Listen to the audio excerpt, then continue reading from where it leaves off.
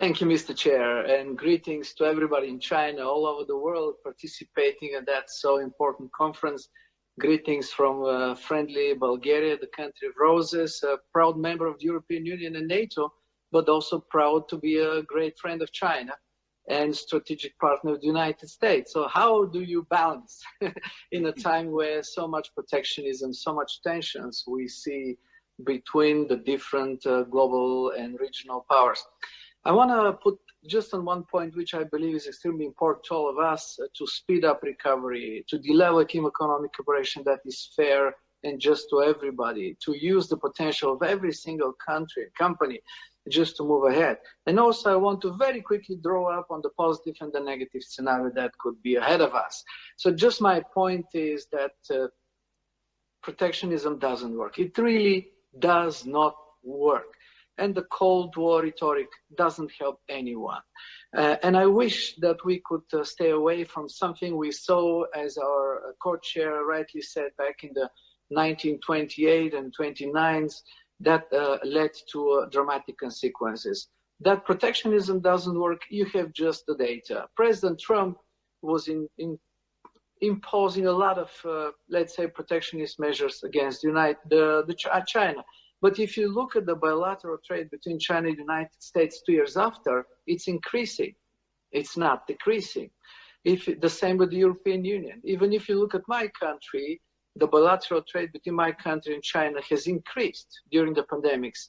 And it's a very simple question. Why not people who are willing to buy, I would say, good value for money stuff from China should be prohibited of doing that? And on the other side, protectionism created so much troubles during the 20th century. Are we learning from history? Is really the German philosopher Max Weber, who was always repeating, and remember, and remember, and remember, nations do not learn from history, and history repeats because we do not learn from history. Are we really going to prove once and again that that's true? Please let us learn from history. Protectionism does not work. And today, I say China is the #1 trading partner of the United States, becoming #1 trading partner of the European Union, becoming the biggest world export power. How do you judge that you can start a war, trigger protectionist measures? It is the opposite. You need to work together. We need to cooperate. We need to understand that we are in a new transitional period from one world order to another. The new world order decides and needs responsible leadership today. As we understand, we need to have a greener, a cleaner planet. We need to have a fair economy for everyone. We need to help poor countries. We need to have common solutions, no matter from COVID-19 to the issues of free and fair trade. And that is only possible when nations think beyond borders, when nations cooperate, when businesses come together and not fight and protect and have Cold War rhetorics that is not working at all. And here is my positive and my negative scenario. In my positive scenario, we will see responsible leadership that will strengthen the United Nations. It will strengthen WTO. It will strengthen, it's very important to say that, G20. Because if you look at the formats of G7, G8, 50% and more of the world economy is not represented there.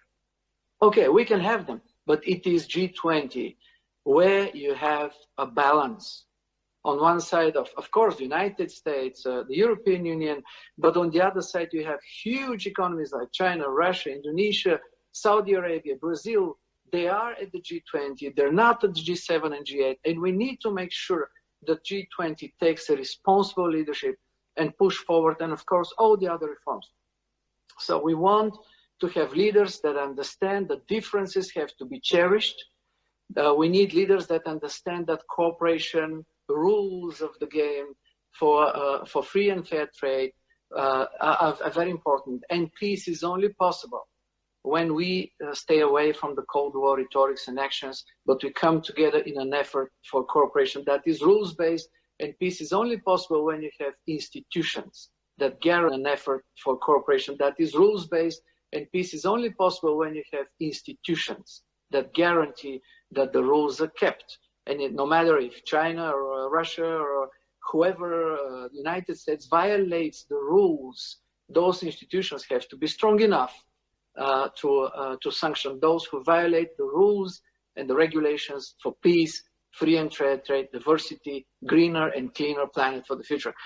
My worst scenario is the opposite. If you look, for example, at what's going on in the United States, a country I love, and we see how dramatically the approval ratings of President Biden are going down. We see how divided even the United States is, also many other countries. And we have to take into account that probably we will have another, the way it goes, we will have another, let's say, term of President Trump coming again. And we should never forget what President Trump has done for the planet. We, the Europeans, were frightened when for him.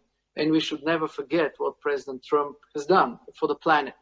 We, the Europeans, were frightened when, for example, President Trump was saying, I don't want to see a single Mercedes on the Fifth Avenue. What's the problem with Mercedes? I don't know, but President Trump was having a problem with that.